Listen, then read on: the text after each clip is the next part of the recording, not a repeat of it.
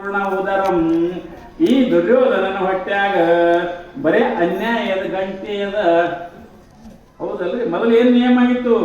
ವನವಾಸ ಮುಗಿದ ಬಂದ ಬಳಕ ಅವ್ರಿಗೆ ಅರ್ಧ ರಾಜ ಕೊಡಬೇಕು ಅಂತ ನಿಯಮ ಆಗಿತ್ತು. ಅರ್ಧ ರಾಜಿ ಬಿಡುದು ಸೂಜಿಗೆ ಹತ್ತ ಮಣ್ಣು ಸಹಿತ ಕೊಡಲ್ಲ ನಾವು ದುರ್ಯೋಧನ. ಎರಡು ದುರುಳಿದ್ದಿರ್ಬೇಕು. ಆವಾಗ ಇಂಥವ ಇವನು ಹೊಟ್ಟಾಗ ಬರೇ ಕಟ್ಟಿಯದ ತಿನ್ನಬೇಡ ಅಂದ್ರ ಹೋಗಿ ಬಿಡಪ್ಪ, ಹೊಟ್ಟೆನ ಬೇಡ, ಕಡೆಗೆ ತಲೆಯರ್ತಿದ್ದಿ ನಂದು.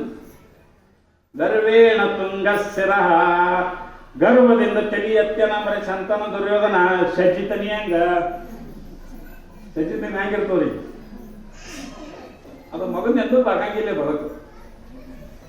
ಸಜ್ಜಿತ್ ಅದೇ ಜ್ವಾಳ ನೋಡ್ರಿ ಹಿಂಗ ಹೆಂಗ್ ಬದುಕ್ತದ, ಉಳುಕದೆಲ್ಲ ಬದುಕ್ತದ. ಸಜ್ಜಿತನಿ ಕಲಾನೇ ಇರ್ತದೆ. ಹಂಗ ದುರ್ಯೋಧನನ ತಲೆ ಹೆಂಗಂದ್ರೆ ಸಜ್ಜಿತನಿ ಇದ್ದಂಗ ಅವ ಗರ್ವದಿಂದ ತಿರುಗಾಡನ. ಯಾರಿಗೆ ಬಾಗಿಲ್ಲ. ರೇ ರೇ ಜಂಬುಕ ಮುಂಚ ಮುಂಚ ಸಾಸ ನೀಚಾಶ ನಿಂದ ಸವಪು ಹೇಳ್ದಪ್ಪ ಇಟ್ಟು ಕತಿ.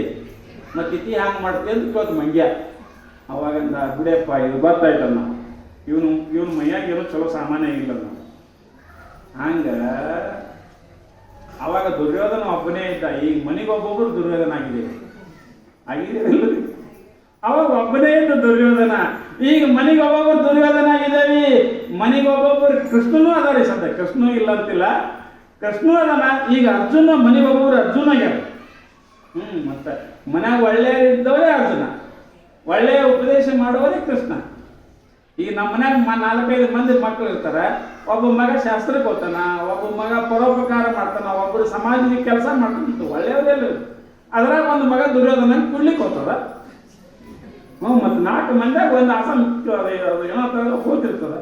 ಹಂಗ ಸಾಮಾನ್ಯವಾಗಿ ಇಷ್ಟೆಲ್ಲ ಹೇಳಿದಾಗ ಅವಾಗ ಲಿಂಗಮ್ಮ ಅಂತಾಳ, ಯಾರು ತಾಯಿ ಅಂತಾಳ, ಲಿಂಗಮ್ಮ ತಾಯಿ. ತಮ್ಮಗಳ ನೋಡಿರಲ್ಲಪ್ಪ ಮಹಾಭಾರತ ಹಿಂಗದ. ಮತ್ತಿದಲ್ಲದೆ ತಾಯಿ ಏನ್ ಹೇಳ್ತಾ ಅಂದ್ರ, ತಮ್ಮಗಳ ಈಗ ಇಟ್ಟತಕ್ಕ ನಾವು ಹೊರಗಿಂದ ಹೇಳಿದೆ. ಇನ್ನ ನಮ್ಮ ಸಂಸಾರದ ಬಗ್ಗೆ ಒಂದು ಜರ ಹೇಳ್ತೀನಂತ ಅವ್ವ. ಯಾರು? ಲಿಂಗಮ್ಮ ಅಂತ. ಆವಾಗ ಏನಂತಾಳ, ಈ ಸಂಸಾರ ಏನು ನಾವು ಮಾಡ್ತೇವಲ್ಲ, ಹೆಂಡ್ರು ಹೊಲ ಮನಿ ಸಂಸಾರ ಏನು ಮಾಡ್ತೇವಲ್ಲ, ಇದು ಎಲ್ಲ ಹೆಂಗದ ಅಂತ ಕೇಳಿದ್ರ ಇದೊಂದು ತರ ವಿಚಿತ್ರ ಅದ. ವಿಚಿತ್ರ ಅಂದ್ರೇನು? ಖರೇನೂ ಅಲ್ಲ, ಸುಳ್ಳುನೂ ಅಲ್ಲ. ಹಂಗ್ರಿ ಮತ್ತು ಖರೇನೂ ಅಲ್ಲ, ಸುಳ್ಳುನೂ ಅಲ್ಲ ಅಂತ ಇದೆ ಹಂಗ್ರಿ ಅಂದ. ಇದು ಸಂಸಾರ ಹೆಂಗದ ಅಂದ್ರೆ ನೋಡಾಕ ಖರೆ ಅನ್ನಿಸ್ತದ, ವಿಚಾರ ಮಾಡಿದ್ರೆ ಅಷ್ಟ. ನಿಮ್ಗೆ ಉದಾಹರಣೆ ಹೇಳ್ತೀನಿ ಅಂತ ಗೊತ್ತಾಗ್ತದೆ. ಈಗ ನೀವು ಸಂತಿಗೆ ಹೋಗಿದ್ರಿಯಪ್ಪ, ಏನು ತೊಲಕ್ ಹೋಗಿದ್ರಿ? ಮಣ್ಣಿನ ಗಡಿಗೆ ತೊಲಕ್ ಹೋಗಿದ್ರಿ. ಹೋಗಿ ಏನು ಮಾಡಿದ್ರಿ? ಆ ಗಡಿಗೆ ಹಿಡಿದ್ರಿ ಕೈಯಾಗ. ಹಿಡಿದು ಏನಂದ್ರಿ? ಅವಾಗ ಅವನಿಗೇನಂತ್ರಿ, ಕುಂಬಾರವನಿಗೆ, ಇದ್ರ ರೇಟ್ ಎಷ್ಟಪ್ಪ ಈ ಗಡಿಗೆ ರೇಟ? ಅವ ಅಂದ 10 ರೂಪಾಯಿ ಅವ ಅಂದ. ಅವನಿಗೇನಂತೀರಿ ನೀವು? ಗಡಿಗೆ ಅಂತೀರಲ್ಲ. ಹಿಡಿದ್ರಿ ಅದ ಕೈಯಾಗ.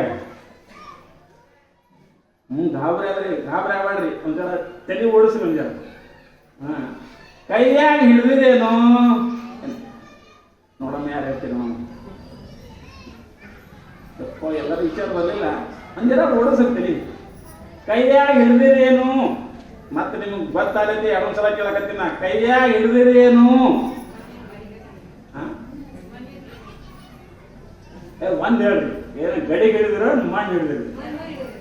ಈಗ ಸಿಕ್ಕ್ರಿ ನೀವು, ಗೊತ್ತಾಯ್ತು ನಿಮ್ಗೆ. ಕೈಯಾಗ ಹಿಡಿದಿರೇನು? ಮಣ್ಣ ಅಂದ್ರಿ ಪಕ್ಕ ಅಂತ ಬೇಡ್ರಿ. ಕೈಯಾಗ ಹಿಡಿದಿರೇನು? ಮಣ್ಣ ಅಂತೀರೇನು? ಬಾಯಿಗೆ ಗಡಿಗೆ ಅದ ಒಳಗ. ಅದೊಂದು ಕಲ್ಪಿತ ಹೆಸರು ಇಟ್ಟಾರ. ಅದೇ ಕುಂಬಾರ ಮಾಡಾಕಿತ ಮೊದಲ ಏನು ಗಡಿಗೆ ಅಂತ ನೀವು ಅಂತೀರಲ್ಲ, ಆ ಗಡಿಗೆ ಎಲ್ಲಿತ್ತು? ಮೂಲ್ಯಾಗ ಡಿಗ್ಗಿ ಮಣ್ಣಾಗಿತ್ತದು. ಅವ ಕುಂಬಾರ ನೀರು ಹಾಕಿ ಒಂದರ ಈಗ ತಿರುವಿ ಮಾಡಿ ಏನೋ ಚಂದ ಮಾಡಿ ಹಿಂಗ್ ಮಾಡಿ ಕೊಟ್ಟ. ಈಗ ಏನಂತ ಕತ್ತಿರೋದಕ್ಕ? ಗಡಿಗಿ. ಆದ್ರೆ ನಿಜವಾಗಿ ಏನದ?